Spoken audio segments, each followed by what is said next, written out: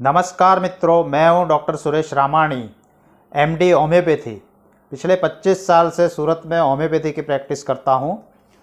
तो आज हम देखेंगे डायबिटीज़ के अंदर ट्रीटमेंट। अभी डायबिटीज़ का ट्रीटमेंट क्या करना चाहिए, कैसा करना चाहिए, रिवर्स हो सकता है कि नहीं हो सकता है, हमेशा के लिए अच्छा हो सकता है कि नहीं हो सकता है, ये सब देखेंगे।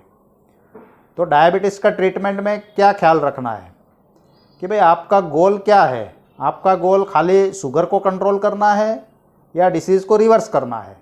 शुगर को कंट्रोल करना है तो आप खाली एलोपैथिक मेडिसिन पे चलेंगे तो आपका शुगर कंट्रोल रहेगा, लेकिन उससे रिवर्स होने का चांस बहुत कम है, क्योंकि वो जो इंसुलिन रिसेप्टर ख़राब हुए हैं, जो सेल के अंदर शुगर नहीं जा रही है, इंसुलिन का रेजिस्टेंस डेवलप हो गया है, उसको वो अच्छी तरह से रिपेयर नहीं करता है।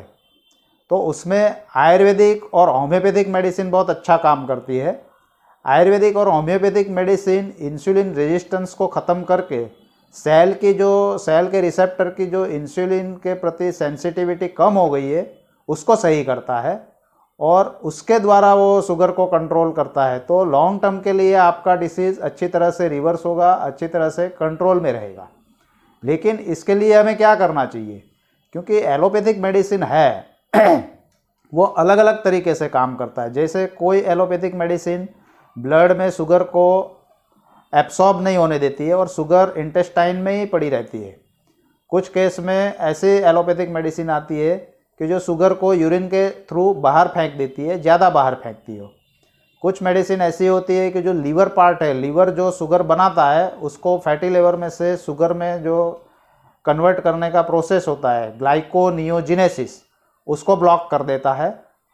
तो वेरियस अलग अलग तरीके से शुगर को कंट्रोल करने का ट्राई करते हैं, लेकिन उसके अंदर कोई ऐसा बात नहीं है कि भाई आपका जो सेल रिसेप्टर ख़राब हुआ है, जो इंसुलिन के साथ अच्छी तरह से मिलके काम नहीं करता है, तो वो रिपेयर करने की कोई बात नहीं है। तो आपको जब लॉन्ग टर्म के लिए विदाउट एलोपैथिक मेडिसिन या मिनिमाइज एलोपैथिक मेडिसिन करके आपको शुगर को कंट्रोल करना है या डायबिटीज़ को रिवर्स करना है, तो उसके लिए आपको आयुर्वेदिक, होम्योपैथिक मेडिसिन, फिर योग, प्राणायाम, एक्सरसाइज, डाइटरी चेंजेस और सनलाइट, ये सब आपको आपके ट्रीटमेंट प्लान के अंदर शामिल करना पड़ेगा।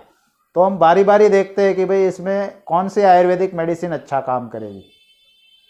हल्दी और आंवला, ये दो टाइम टेस्टेड ऐसी मेडिसिन है जो सेल की इंसुलिन सेंसिटिविटी को बढ़ाता है, यानी कि आपका शुगर कंट्रोल करेगा, लेकिन वो तुरंत शुगर डायरेक्ट कंट्रोल नहीं करेगा, इंसुलिन सेंसिटिविटी को बढ़ाकर शुगर कंट्रोल करेगा।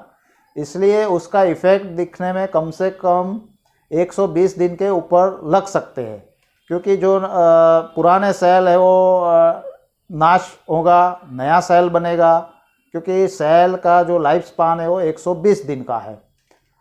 दूसरा होम्योपैथिक मेडिसिन है, जैसे कि जिम्नेमा सिल्वरेस्टा है, अब्रामा ऑगस्टा है, इसके मदर टिंचर है, वो शुगर को कंट्रोल करने में बहुत अच्छा काम करता है।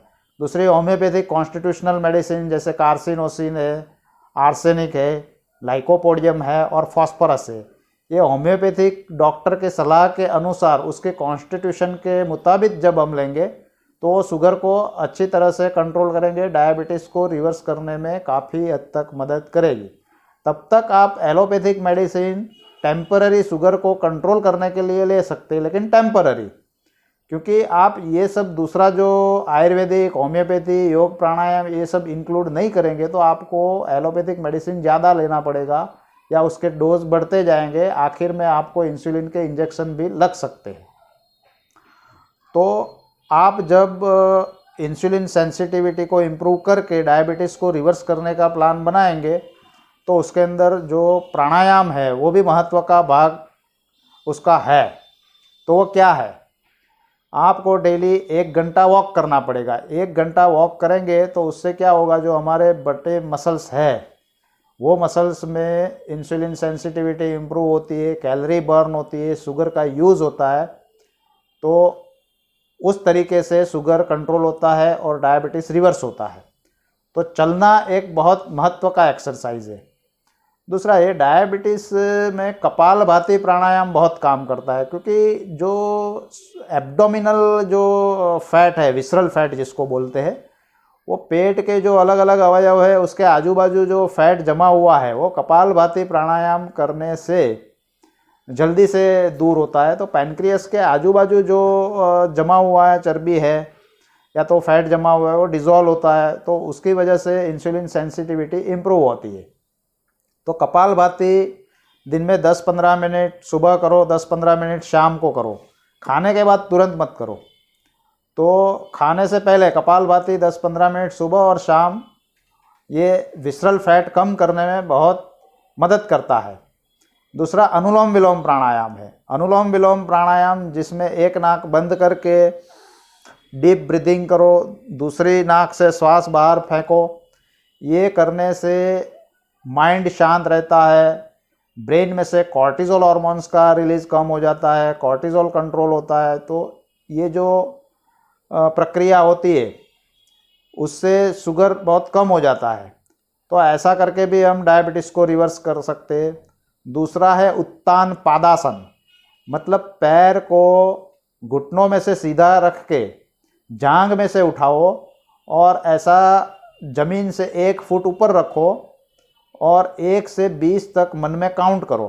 तो ऐसा 20 सेकंड तक हवा में अद्धर लटका के रखोगे, तोल के रखोगे पैर, तो पेट की चर्बी और थाई की चर्बी ये धीरे धीरे डिज़ोल्व होगी और इंसुलिन सेंसिटिविटी बढ़ेगी। दूसरा है सूर्य नमस्कार। सूर्य नमस्कार है वो संपूर्ण व्यायाम है। डेली का 20 सूर्य नमस्कार आप करोगे तो आपका इंसुलिन रेजिस्टेंस काफ़ी कम होकर इंसुलिन सेंसिटिविटी सेल की बढ़ेगी, यानी कि सेल की जो शुगर को अंदर लेने की क्षमता है वो धीरे धीरे बढ़ती जाएगी। इसका इफेक्ट आपको 1-2 महीने में दिखना चालू हो जाएगा। तो आप नेक्स्ट जब HbA1c कराओगे तो वो काफ़ी हद तक डाउन आएगा। तो जैसे ये डाउन आएगा ऐसे ही आपका एलोपैथिक मेडिसिन जो भी चल रहा है वो धीरे धीरे कम करके आप बंद कर सकते हो।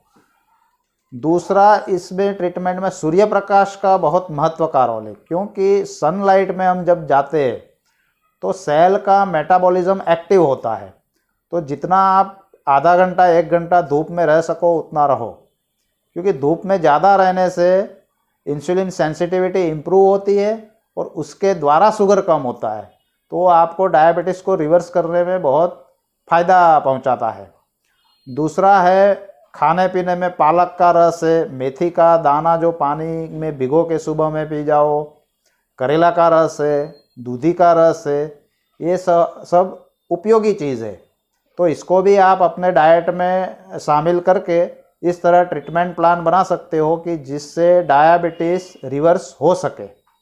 तो मित्रों, ये वीडियो आपको कैसा लगा ये आप बताइए।